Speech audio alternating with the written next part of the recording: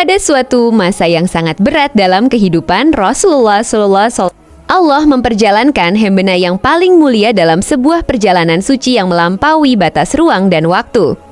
Peristiwa itu dikenal sebagai Isra Mi'raj, sebuah mukjizat agung yang tidak hanya menghibur Rasulullah, tetapi juga menjadi fondasi penting dalam ajaran Islam. Isra Mi'raj bukan sekadar kisah perjalanan, melainkan bukti nyata kekuasaan Allah dan kemuliaan Rasul-Nya. Peristiwa Isra Mi'raj terjadi setelah Rasulullah mengalami masa duka yang mendalam. Istri tercinta Khadijah binti Khuwailid telah wafat, disusul pamannya Abu Thalib yang selama ini melindungi beliau dari gangguan kaum Quraisy. Penolakan, cemoohan, dan kekerasan semakin sering dialami. Dalam kesendirian dan kesabaran itulah Allah menghadirkan pertolongan yang luar biasa sebagai bentuk kasih, sayang, dan penguatan iman. Pada malam yang telah ditentukan Allah, malaikat Jibril datang menemui Rasulullah. Dengan izin Allah, dada Rasulullah dibelah secara khusus, lalu hatinya dikeluarkan.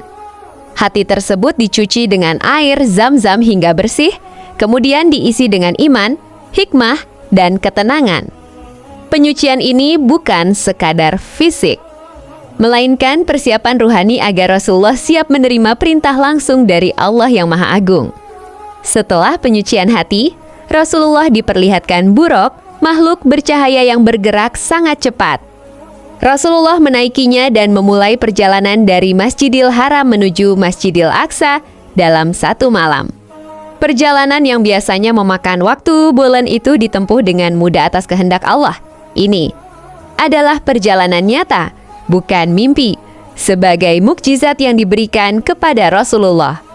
Sesampainya di Masjidil Aqsa, Rasulullah turun dan memasuki masjid suci tersebut. Di sana telah berkumpul para nabi terdahulu dalam satu barisan yang teratur. Atas perintah Allah, Rasulullah memimpin mereka melaksanakan syalat. Peristiwa ini menegaskan bahwa Rasulullah adalah pemimpin para nabi dan penutup seluruh risalah tauhid yang telah diutus sejak Nabi Adam. Setelah syalat, malaikat Jibril membawa Rasulullah naik menuju langit. Setiap lapisan langit dijaga malaikat dan pintunya hanya dibuka setelah mendapat izin Allah di langit pertama. Rasulullah bertemu Nabi Adam yang menyambut beliau dengan penuh hormat. Pertemuan ini menjadi pengingat bahwa seluruh perjalanan kenabian bermuara pada risalah Islam. Di langit kedua, Rasulullah bertemu Nabi Isa dan Nabi Yahya. Di langit ketiga, beliau bertemu Nabi Yusuf dengan ketampanan yang memancarkan cahaya. Di langit keempat, Rasulullah bertemu Nabi Idris. Di langit kelima, beliau bertemu Nabi Harun. Di langit keenam, Rasulullah bertemu Nabi Musa yang kelak memberi nasihat penting tentang syalat bagi umat Islam. Di langit ketujuh, Rasulullah bertemu Nabi Ibrahim yang bersandar di Baitul Ma'mur. Tempat ini adalah pusat ibadah para malaikat. Setiap hari, 70.000 malaikat beribadah di sana dan tidak pernah kembali. Hal ini menunjukkan betapa luasnya kerajaan Allah dan betapa banyak naya yang senantiasa bertasbih tanpa henti.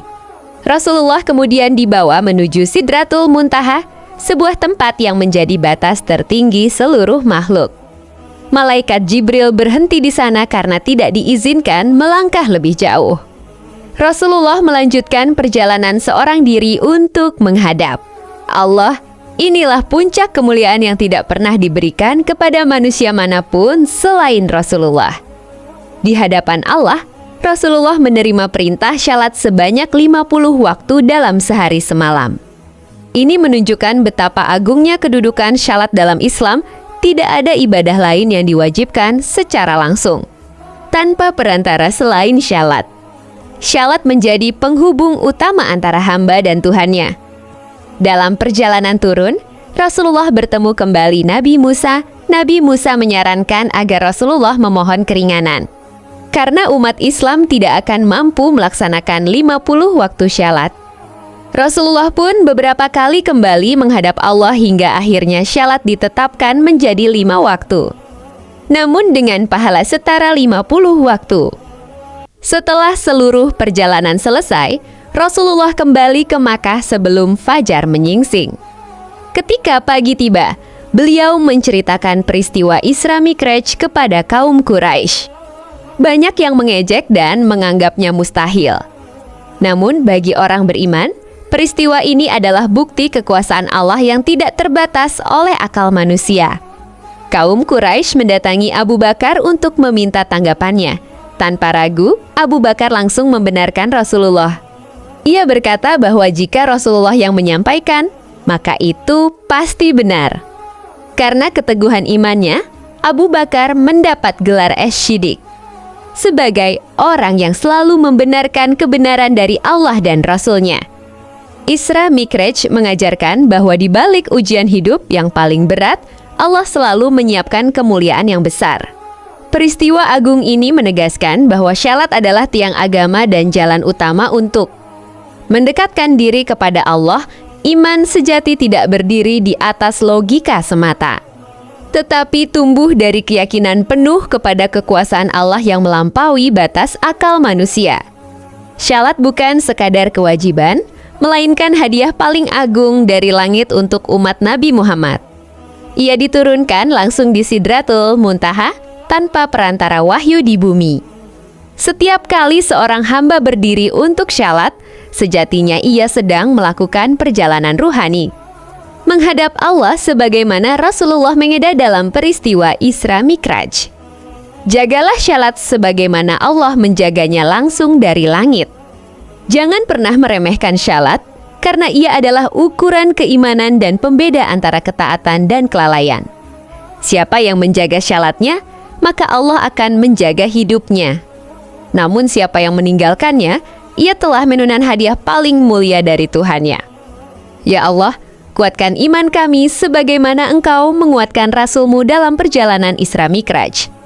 Jadikan kami hamba-hamba yang mencintai syalat, merindukannya, dan istiqomah dalam ketaatan hingga akhir hayat kami. Terimalah syalat kami sebagai penghubung antara langit dan bumi. Semoga tulisan ini menjadi cahaya ilmu dan pengingat iman bagi siapapun yang membacanya. Dukung terus channel ini dengan doa, kebaikan, dan niat tulus agar dakwah kebenaran terus mengalir. Menyejukkan hati dan menguatkan keimanan umat, Isra Mi'raj bukan sekadar kisah masa lalu, melainkan panggilan abadi untuk setiap hamba agar tidak meninggalkan syalat. Melalui syalat, Allah membuka jalan bagi manusia untuk naik secara ruhani setiap hari, menghadap Tuhan dengan penuh harap, tunduk, dan cinta.